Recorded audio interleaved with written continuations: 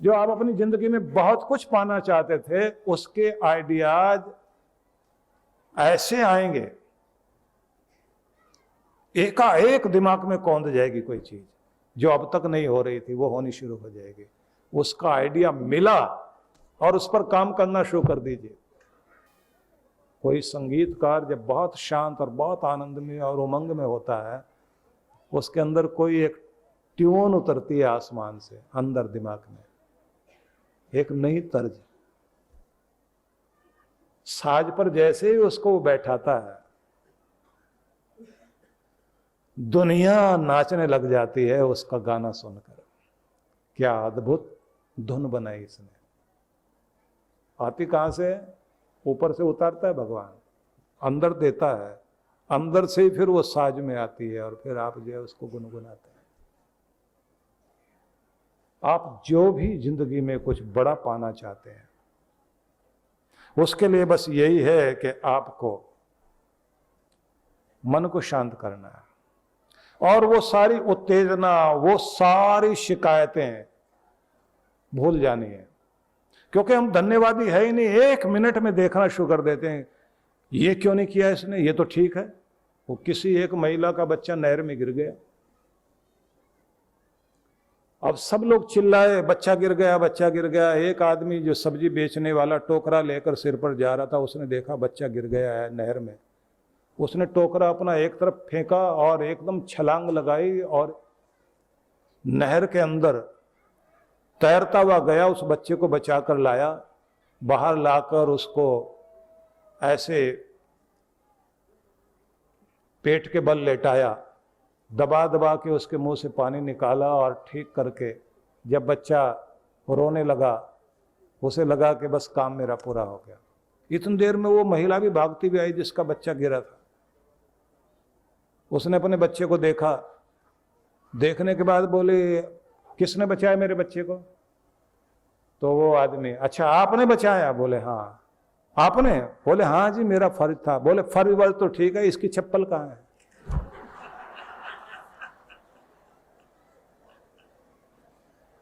अब दोबारा फिर वो डूब के मरे, वहां चप्पल ढूंढ के लाए।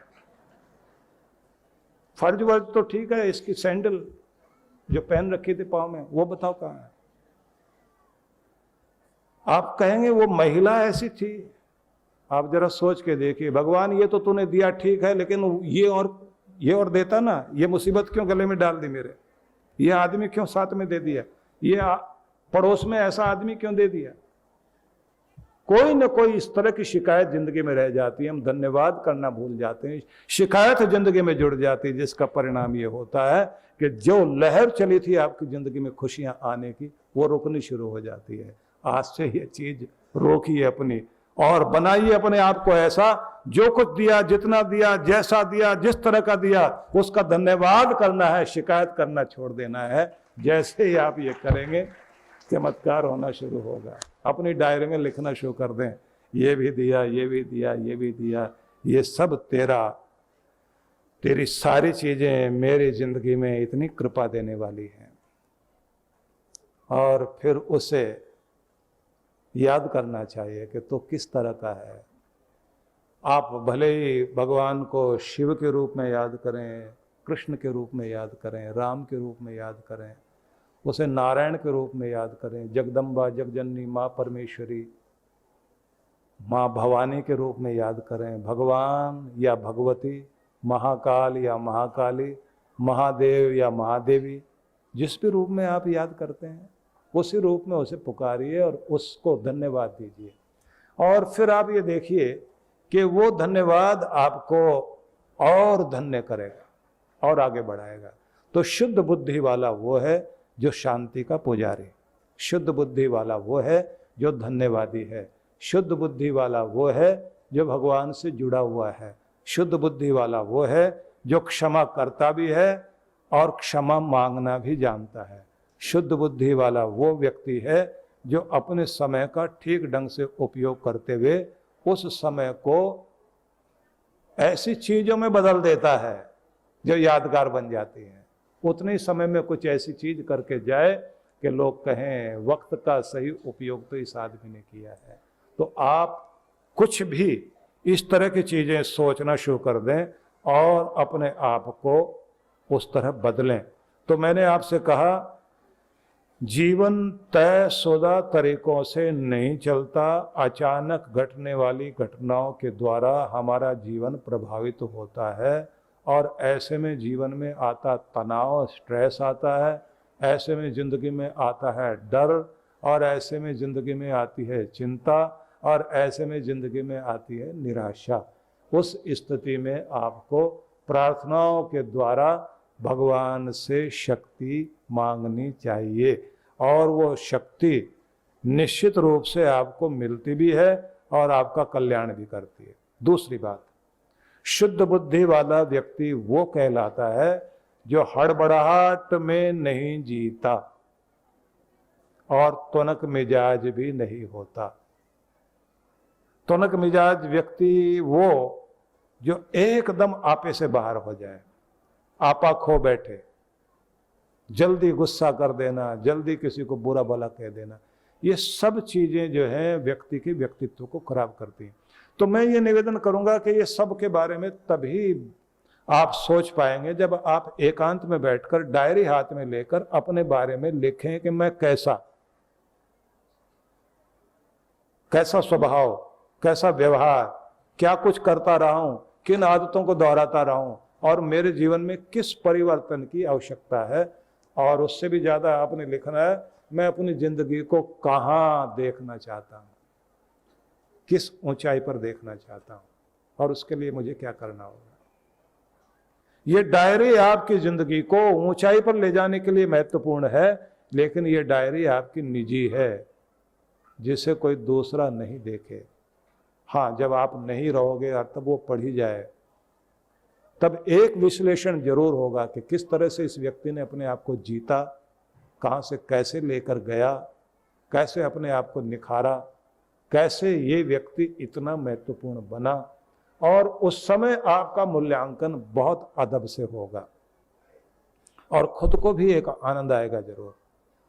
देखिए, जरूरी बात है, दूसरों से मिलते हो आप, दूसरों के साथ बैठते हो आप, दूसरों के लिए समय निकालते हो आप, अपने लिए भी समय निकालिए, अपने से भी मिलिए, खुद से भी बात कीजिए। अब मैं एक महत्वपूर्ण बात कहूंगा जिसे आप बहुत ध्यान से सुनेंगे, और मैं धीरे धीरे बोलूंगा, गैप देकर, जिससे आप उसे पकड़ सकें। सब लोग ध्यान से सुनना और समझना। आप सभी हर पल आत्म संवाद करते हैं, अपने से बातचीत, अंदर अंदर आपके बात चल रही होती है, आप अपने अंदर कुछ बात कर रहे होते हैं मन मन में। वो जो अंदर आप बात कर रहे होते हैं, उसमें ज्यादातर आप अपने को कोसने का, अपनी जिंदगी की हीनताओं का, अगर हम एक शब्द में कहें, उसमें नकारात्मकता बहुत ज्यादा होती है, नेगेटिविटी बहुत ज्यादा होती है। दूसरों के सामने अपने आप को भले ही आप महान बताते हो, पर असली बात तो वो जो आप अपने आप को खुद से बोल रहे होते हैं। और उससे भी ज्यादा मजा तब आता है जब आप बिल्कुल कमरे में अकेले हो और जब आप बड़बड़ा रहे होते हैं, क्योंकि जो अंदर बात चल रही होती है वो बाहर आ जाती है। और इसको भी मैं एक उदाहरण से बताना चाहूंगा। मैं एक बच्चे को देख रहा था, कमरे में अकेला है, बहुत सारे खिलौने हैं, और वो तरह तरह की आवाजें निकाल रहा, शेर की आवाज भी निकाल रहा, बंदर की आवाज भी निकाल रहा, पुलिस वाले की आवाज भी निकाल रहा है, और खेल रहा है। खिड़की से मैंने उसको देखा तो शेर भी उसके पास में, भालू है, बंदर है, पुलिस वाला भी है, वो सबको ले जाके उसी तरह की आवाज निकालता है, फिर गाड़ी चलाता है, उसकी आवाज निकालता है। उसके मन में जो चल रहा होता है अकेले में, उसको वो प्रकट कर रहा होता है। और आप देख के क्या कहेंगे, बच्चा है, खेल रहा है। अगर आप अपने बारे में कभी सोचें, आप भी ऐसे ही कुछ बोल रहे होते हैं अपने अंदर, जितना आप सोचते हैं उन सब सोचने में ज्यादातर आपके पास 80% नेगेटिविटी होती है। अब आप कहेंगे ये नेगेटिविटी क्या है, हर चीज की तो डेफिनेशन मांगता है ना आदमी। अब वो भी बताता हूं आपको, ये भी ध्यान से सुनना। नेगेटिव चीज क्या है? जो आप नहीं चाहते जिंदगी में, जो नहीं होना चाहिए। आप क्या बोलते हैं अंदर? मैं गरीब नहीं हो जाऊं, बीमार नहीं हो जाऊं, दुख ना आ जाए, परेशान ना हो जाऊं, बुरा ना हो जाए। जो आप नहीं चाहते वो आप उसके बारे में जब सोच रहे होते हैं और वही दिमाग में चल रहा होता है, इसी को बोलते हैं नेगेटिविटी। और जो आपको चाहिए उसके बारे में जब आप सोचने लग जाते हैं उसको कहते हैं पॉजिटिविटी। तो आपको अपना मन बनाना है पॉजिटिव। जो चाहिए उस पर दिमाग टिकाइए, जो नहीं चाहिए उसके बारे में सोचना छोड़ दीजिए, आपकी जिंदगी का ढंग बदल जाएगा। आज से शुरू कर दीजिए। अब मैं वो पहली बात से इसको जोड़ता हूं, पॉजिटिविटी को, सकारात्मकता को आदत में डाल लीजिए। जिधर जाना है, जो पाना है, जो होना है, उसके बारे में सोचना शुरू कीजिए। आत्मसंवाद में इस चीज को बदल दीजिए, तो उसका परिणाम क्या होगा? जो पाना चाहते हो आपकी जिंदगी में वो चीज आनी शुरू हो जाएगी। हम लोग अपने अंदर एक प्रयोग किया करते हैं कभी कभी। किसी आदमी से बात करनी है, फोन नहीं करेंगे, उसको याद करेंगे मन मन में। मन एकाग्र करके फिर देखते हैं कितनी देर में उसका फोन आता है। तो दो बातें होती हैं, या तो फोन आएगा या कहीं ना कहीं मिलेगा जरूर। जब वो मिलता है तो उसके बाद मुस्कुराहट भी आती है, पूछता है हंस क्यों रहे हैं? मैंने कहा याद किया था, अंदर अंदर बहुत हॉटलाइन में याद किया तो तुम मिले। अगर ये प्रैक्टिस कर लोगे आप, तो जिसको आप चाहते हैं वो मिलेगा आपको, और जिसको आप चाहते हैं वो फोन करेगा आपको, जिसको आप चाहते हैं वो कहीं ना कहीं आपके साथ संपर्क उसका होगा जरूर। इस बात को थोड़ा आगे बढ़ाना। ऐसे जो जिंदगी में आप अपनी तरफ खींचना चाहते हो, जो आप अपनी जिंदगी में लाना चाहते हो, उस पर अपना फोकस सेट करो, ऊर्जा वहां ले जाओ। और ये जो आपका ब्रह्मरंध्र है ना, जो ट्रांसमीटर भी है, ये रिले सेंटर भी है, रिसीवर भी यही है। यहां से तरंगे जा रही हैं, ये तरंगे ऐसी भेजो कि आपकी तरफ शुभ आना शुरू हो जाए और अशुभ आपकी जिंदगी से जाना शुरू हो जाए। ये भारत का विज्ञान है। इस पर कैसे काम करना चाहिए ये भी मैं आपको सिखाना चाहता हूं, लेकिन किसी ध्यान के कार्यक्रम में नहीं सिखाया जा सकता, क्योंकि वो वर्कशॉप लगती है ना उस समय। मैं ये निवेदन करना चाहता हूं, थोड़ी देर हर किसी को ध्यान में बैठने का, भजन करने का, नाम जपने का स्वभाव बना लेना चाहिए। आपके अंदर बहुत चेंज आती है, बहुत अच्छी चेंज आती है। और अपनी नेगेटिविटी को निकालने का भी तरीका आपको ढूंढना चाहिए। और वो तब होगा जब आप थोड़ी देर के लिए एकांत में बैठने की आदत डालें। ये सबको करना चाहिए। तो कृष्ण भगवान ने यह कहा कि बुद्धि को शुद्ध करें।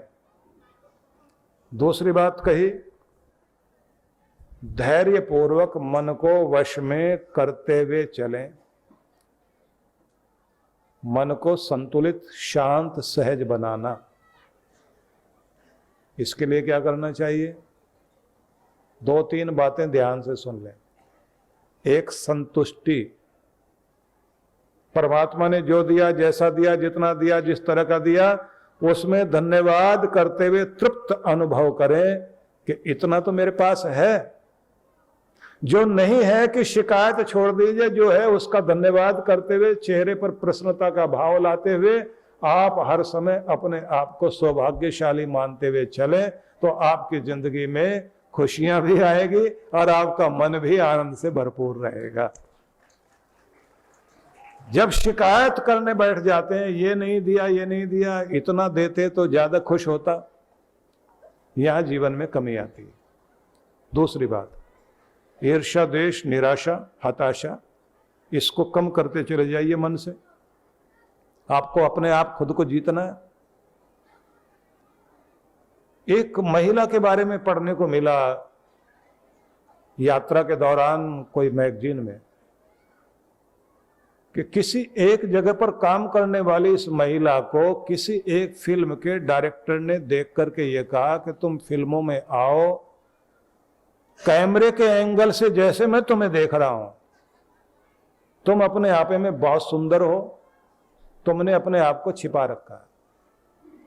उस महिला ने उसके बाद, जब वो एक बहुत अच्छी अभिनेत्री बन गई, उसके बाद अपने एक इंटरव्यू में कहा कि मुझे अपने विषय में पता नहीं था, लेकिन जब एक व्यक्ति ने मुझे मेरे बारे में जानकारी दी और उसके बाद मैंने अपना ध्यान रखना शुरू किया, तब मैं भी कुछ महीनों के बाद महसूस करती हूं कि सच में मैं तो बहुत सुंदर हूं। अब तक कुरूपता क्यों थी? आपको कोई बताने वाला होना चाहिए। हनुमान जी को जामवंत ने बताया था कि तुम क्या हो। आपको कोई बताने वाला हो, आप अपने आप को कुछ कहने वाले हो, तो आपके अंदर से क्या प्रकट हो जाए। हम अपने मन से ही अपने को हराए बैठे हैं। इसलिए जो ये कहा जाता है ना कि मैदान में हार जाओ तो कोई बात नहीं है, मन में मत हार जाना। अगर मन में हार गए तो सच में हार गए, और अगर मन में नहीं हारे तो आप नहीं हारे हुए हैं। आप फिर खड़े होगे, फिर जीतोगे, फिर लड़ोगे। परम पूज्य श्री सुधांशु जी महाराज एवं डॉक्टर अर्चिका दीदी जी के पावन सानिध्य में दिव्य सनातन सत्संग दिनांक 5 से 8 अक्टूबर 2023, समय 5 से 8 अक्टूबर सायं 5 से 7 बजे, 6 से 8 अक्टूबर प्रातः 9 से 11 बजे। स्थान श्री कृष्ण कथा स्थल श्री त्रिवटी नाथ मंदिर बरेली। आयोजक विश्व जागृति मिशन बरेली मंडल। संपर्क सूत्र। आप सभी इस कार्यक्रम में सादर आमंत्रित हैं। परम पूज्य श्री सुधांशु जी महाराज और डॉक्टर अर्चिका दीदी जी के पावन सानिध्य में दिव्य भक्ति सत्संग दिनांक 11 से 15 अक्टूबर 2023, समय सायं 5 से 7 बजे। विशेष कार्यक्रम 12 से 14 अक्टूबर 2023, ध्यान साधना प्रातः 8 से 10 बजे। 14 अक्टूबर 2023, मंत्र दीक्षा प्रातः 11 बजे। स्थान HUDA ground sector 12 sales tax office के पास फरीदाबाद। आयोजक विश्व जागृति मिशन फरीदाबाद मंडल। संपर्क सूत्र। आप सभी इस कार्यक्रम में सादर आमंत्रित हैं। परम पूज्य श्री सुधांशु जी महाराज के सानिध्य में विश्व जागृति मिशन पिछले कई वर्षों से जनहित को सुख समृद्धि एवं रिद्धि सिद्धि प्राप्त कराने हेतु गणेश लक्ष्मी महायज्ञ का आयोजन करता आ रहा है।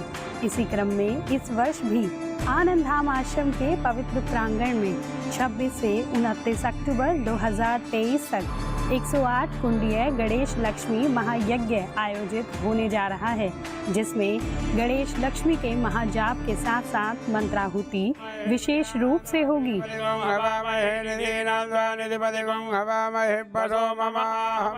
साथ ही 28 अक्टूबर को वरदान सिद्धि साधना में सम्मिलित होकर देव गुरु कृपा प्राप्त करें। श्री गणेश लक्ष्मी महायज्ञ एवं वरदान सिद्धि साधना में भाग लेने वाले यजमान एवं संकल्पित यजमान को महाराज श्री के आशीर्वाद स्वरूप श्री यंत्र, सुमेरु श्री यंत्र, वरदान सिद्धि यंत्र एवं रक्षा सूत्र प्रदान किया जाएगा। कार्यक्रम की रूपरेखा दिनांक 26 से 29 अक्टूबर 2023 प्रातः 8 बजे। विशेष 28 अक्टूबर वरदान सिद्धि साधना एवं शरद पूर्णिमा पर गुरु दर्शन। आप सपरिवार इस कार्यक्रम में सादर आमंत्रित हैं। आप घर बैठे भी यज्ञ में भाग ले सकते हैं। यज्ञ में यजमान बनने के लिए संपर्क करें।